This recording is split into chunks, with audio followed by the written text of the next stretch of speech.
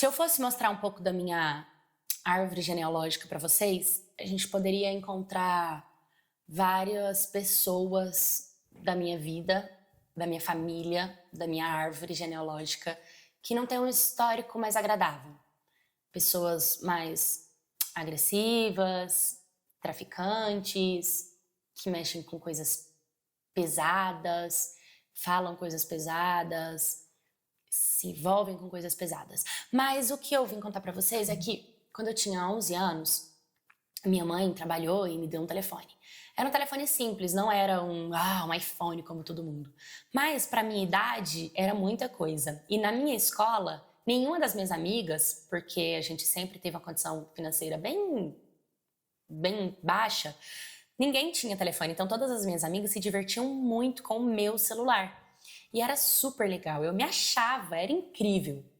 Até que um dia eu não fui pra aula, eu estudava pela tarde. E eu estava deitada no sofá com meu pai, que também estava em casa nesse dia. O meu telefone estava carregando. E aí, não sei, me deu vontade de ir lá ver se tinha alguma mensagem, alguma coisa. E quando eu abri o meu telefone, tinha uma mensagem no WhatsApp de um rapaz. Vamos chamá-lo de Lucas. O Lucas, ele... muito bonito. A foto de perfil dele era legal. Ele tinha um cabelo bonito, diferente, uns olhos azuis.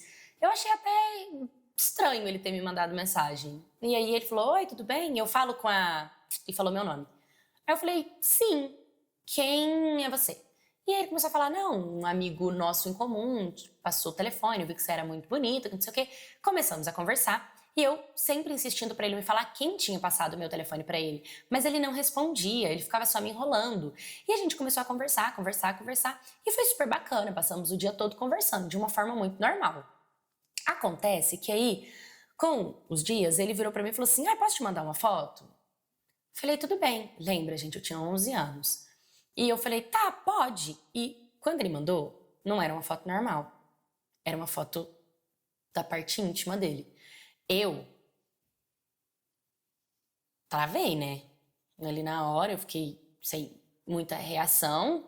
E aí eu falei pra ele assim, meu irmão tá me chamando. E bloqueei. E fiquei pensando, reflexiva nisso várias vezes, tipo, o que tinha acontecido. Não contei pra ninguém, guardei aquilo pra mim. Mas quando eu fui ver, ele começou a me mandar mensagem de outros números de telefone. E eu comecei a bloquear ele em vários números.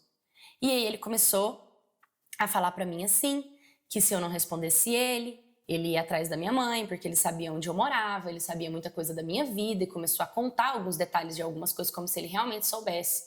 Eu me senti totalmente coagida e comecei a perguntar, o que você quer? Por que você tá me mandando mensagem? Para, me esquece, o que é? Ele falou, eu quero uma foto sua peladinha. Ele usou assim, esse diminutivo, peladinha. E na hora eu falei, não, eu não vou mandar, eu não vou fazer isso. E ele começou a meio que ameaçar mesmo, sabe? Eu, com medo, fui lá e mandei foto. Ele, insatisfeito, pediu o vídeo. Eu fui lá, gravei um vídeo, mandei pra ele. E eu mandei e bloqueei. Aí ele apareceu por outro telefone falando que se eu bloqueasse ele de novo, ele ia expor as minhas fotos e os meus vídeos, ele ia vender e que eu tinha que fazer o que ele queria. Enfim, eu tava bem cansada dessa situação e aí a gente começou a discutir ali, eu comecei a falar pra ele que eu não aguentava mais aquilo, pra ele parar. E eu não sei porquê, mas ele conseguia me convencer e me manipular. Tudo bem, eu era só uma criança, né? Acontece que eu fiquei com tanta raiva, que eu joguei o meu telefone no chão e eu quebrei o meu celular. E a partir daquele momento em que eu quebrei o meu celular, eu não tive mais acesso a ele. Por um determinado momento, eu me senti aliviada, porque não tinha mais como ele me mandar mensagem, não tinha como ele entrar em contato comigo, mas eu fiquei muito preocupada, porque ele tinha me ameaçado, né, de divulgar as minhas fotos. Mas como eu não tinha contato e também não tinha rede social, eu não me importei. E minha mãe ficou muito triste, brigou muito comigo porque eu quebrei meu celular. Cara, os anos passaram, tá? Tinha 11.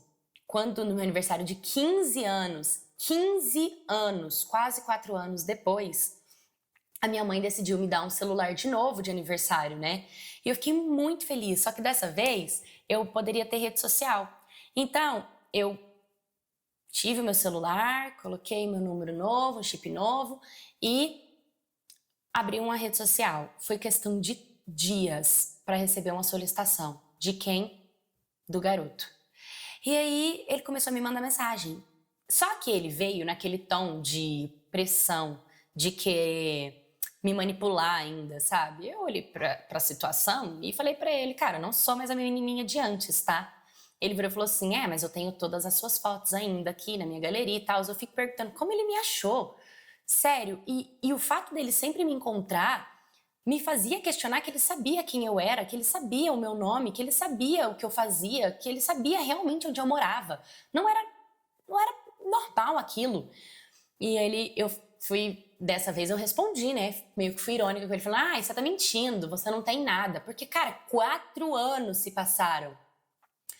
Ele foi e me mandou não só um print da galeria dele com a minha foto e o meu vídeo, como mandou mesmo o vídeo pra eu ver que ele tinha mesmo. Tipo, não era só o print da galeria com a minha foto e o meu vídeo, era o vídeo. Quando eu recebi, foi tão impactante e eu fiquei tão abalada com o que eu tinha visto que voltou. Tudo aquilo que eu sofri com 11 anos, sabe? Toda aquela pressão, aquele trauma, as ameaças que ele fazia. E eu falei, meu, não acredito que ele ainda tem esse vídeo. Eu fiquei meio que sem saber. E comecei a falar, tá, e por que você não me manda mensagem? Por que você não me esquece? O que você quer? E ele falou, eu quero que você me mande de novo. Falei, não, eu não vou mandar. E a gente começou a debater. Ele falou, agora eu tenho rede social, eu vou postar no Instagram e vou te marcar.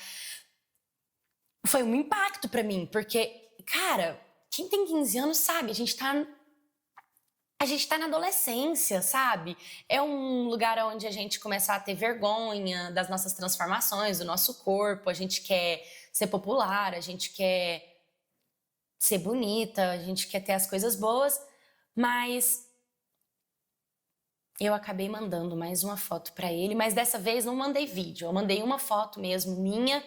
Então depois que eu mandei essa foto, eu bloqueei ele e ele realmente nunca mais me mandou mensagem. E quando eu mandei essa foto pra ele, foi uma pressão muito grande, porque ele falou onde a minha mãe trabalhava, ele falou onde eu morava, ele falou coisas íntimas da minha casa, da minha vida. Então, eu mandei essa foto porque eu realmente percebi que ele estava por dentro da minha vida. E eu fiquei com muito medo. Só que eu mandei a foto e bloqueei. E fiquei morrendo de medo dele postar essa foto, dele realmente fazer alguma coisa contra mim. Mas não, ele sumiu. Eu bloqueei, ele não criou fake, não entrou em contato, nada. E passou. E com o tempo eu até me esqueci que isso tinha acontecido, sabe? Eu me esqueci real. Passaram-se 2 anos, eu tava no auge dos meus 17 anos de idade. E lembra que no começo da história eu falei que a minha árvore genealógica sempre teve pessoas com padrão comportamental meio agressivo e pessoas não tão boas assim com os outros? Tava conversando com um primo, de boa. Meu primo, ele sempre foi da barra pesada. Assim, barra pesada mesmo, sabe? Bem usado, assim. As pessoas alugavam ele pra fazer coisas erradas, se é que vocês me entendem.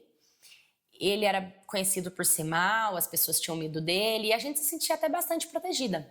E eu tava super contente conversando com ele, trocando ideia, e a gente começou a entrar nos assuntos assim bem pesados. E ele virou pra mim e falou assim, cara, falando nesses assuntos, eu vou te confessar uma coisa, que eu não me arrependo do que eu fiz. Aí eu falei pra ele, o quê? Ele falou assim, cara, você acredita que um cara começou a mandar mensagem pra minha irmã? Que é minha prima, tá? A irmã dele, minha prima. E o cara começou a ameaçar minha irmã e começou a mandar foto dele pelado pra ela e que não sei o que e tal. E aqui o cara, quando ele virou o telefone, era ele. Era o Lucas, era o cara que realmente, que a minha infância inteira me traumatizou. E eu olhei e falei, o que ele fez? E ele virou e meu primo percebeu que eu fiquei muito desconfortável na hora, então ele já fez uma cara assim pra mim e falou, cara, o cara começou a ameaçar minha irmã, começou a falar que sabia da minha mãe, que sabia onde ela morava, que sabia... Igual aconteceu comigo. E aí a gente entrou na missão de saber quem era esse cara. Começamos a rastrear o cara, começamos a colocar a foto dele espalhada por aí, os caras encontraram onde que é que ele morava. Aí eu fiz questão, né, de me vingar dele. E eu, se vingar como? Porque boa coisa não ia ter sido. Porque esse meu primo, ele não manda recado. Ele não é alugado para mandar recado. Entendeu? Ele é alugado para terminar os serviços. Então, quando eu perguntei o que aconteceu, ele disse, olha, você quer saber em detalhes o que aconteceu? Eu peguei as fotos, as ameaças dele com a minha irmã, levei pra ele ver. Primeiro eu comecei arrancando 2 dentes da boca dele. Foi 2 dentes que a gente quebrou a cara dele. E começaram a falar coisas pesadas que fizeram, que eu vou ser bem breve, mas que ele ficou negando que não era ele, que não sei o quê. E isso, pra quem mexe com as paradas erradas, é muito ruim. Confessa logo o que você faz, caramba. Fala logo o que é o seu erro. Não fica querendo entortar a história, querendo pagar de inocente, porque você não é inocente. Então começaram a torturar ele mesmo, sabe? Torturaram ele. Meu primo disse que cortaram assim os dedos dele, porque você não gosta de digitar, de ameaçar pessoas, então cortaram o dedo dele, e aí ele não queria confessar, então chegaram na parte genitália dele. Falou, você gosta de tirar foto? Vamos tirar foto, então. E pegaram a parte íntima dele e tiraram dele, com ele vivo ainda, sabe? E bateram muito nele, espancaram muito ele, enfim, mataram ele, entendeu? E o meu primo disse que matou ele. E eu fiquei muito impactada. E quando ele viu o meu impacto, ele falou assim, você conhece esse cara? E eu ali me soltei, né? Eu falei pra ele tudo que ele me fez com 11 anos. E naquele momento eu vi nos olhos do meu primo como ele estava feliz de ter feito esse trabalho. Tipo, como ele estava feliz em ter dado fim num cara que não só mexeu com a irmã dele, como mexeu com a prima dele também, sabe? E que eu deveria ter pedido ajuda antes. Ele falou, cara, por que você nunca contou? Por que você nunca falou isso pra gente? Poderia ter evitado que isso tivesse acontecido com você. Mas é que realmente eu me senti coagida. Eu realmente não sabia pra quem pedir ajuda, entende? Mas, ao mesmo tempo que é bizarro isso ter acontecido, porque eu fui vítima dele, me traz alívio em saber que ele não tá mais aqui, que ele nunca mais vai poder fazer nada comigo, com as minhas fotos, com o que eu tinha, e nem com nenhuma mulher mais. E sabe-se lá o que ele já fez com outras mulheres por aí, né? Sabe quanto tempo ele tinha fazendo isso com as pessoas? E... enfim, o meu primo acabou se vingando dele também. Oi, minha cats, tudo bem com vocês? Hoje eu trouxe essa história porque fiquei muito impactada quando eu li essa vingança, né? A forma como a pessoa foi morta, que a pessoa foi torturada. Não que ele não merecesse, porque ele realmente ameaçava as pessoas, né? Então, ele apenas colheu uma coisa que ele estava plantando. Mas aí a gente traz para um outro ponto da história, se a gente fosse trazer isso para a sociedade de forma ampla. Você concorda que no Brasil, pessoas que praticam estupro, que praticam abuso sexual, elas deveriam ter uma lei na qual traz uma penalidade de morte para elas? O que vocês acham sobre isso?